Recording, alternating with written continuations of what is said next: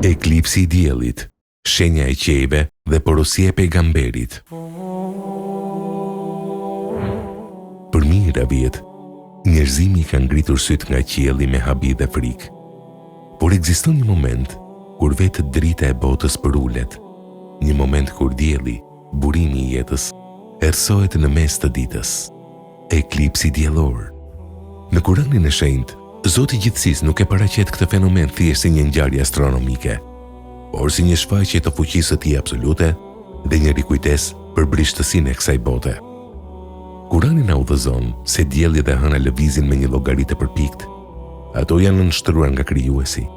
Eklipsi është një hije që na kujton ditën e Kiametit, atë ditë kur rendi i universit do të ndryshojë përgjithmonë, siç thotë Zoti në surën El-Qiyame në ajetin 8. Dhe kur të erësohet hëna, e të bashkohet dielli e hëna. Në vitin e 10 të Hixheretit, në qytetin e ndritur të Medinës, qielli u mbulua nga një errësirë e papritur. Dielli u erësua.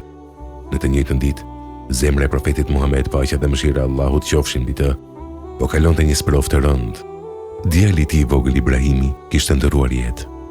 Njerëzit e qytetit, të prekur nga pikëllimi dhe bestytnitë e kohës, filluan të pëshpëritnin. Dielli u erësua sepse vdiq djali i pejgamberit. Për një njerëz të zakonshëm, kjo do të ishte një mënyrë për të kërkuar lavdi personale, por jo për Muhamedit alayhis salam. Sapo pa erësimin e diellit, i dërguari i Zotit nuk u mbyll në vetvete. Me nxitim dhe me zemër të dritoruar, ai shkoi në xhami, ngriti duart dhe u fal me një falje të gjatë të thellë si asnjëherë më parë.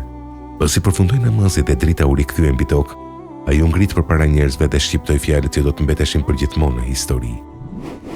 Vërtet, dielli dhe hëna janë dy nga shenjat e Zotit. Ato nuk erësohen për vdekjen apo lindjen e dikujt. Kur t'i shihni ato, kujtoni Zotin, mëdhërojeni atë, faluni dhe jepni sadaka. Aty u shkatrua çdo mit. Profeti e shkputi këtë dukuri nga supersticioni dhe i lidhi drejt për drejt me Krijuesin. Eklipsi nuk është një mallkim, as një ngjarje e rastësishme.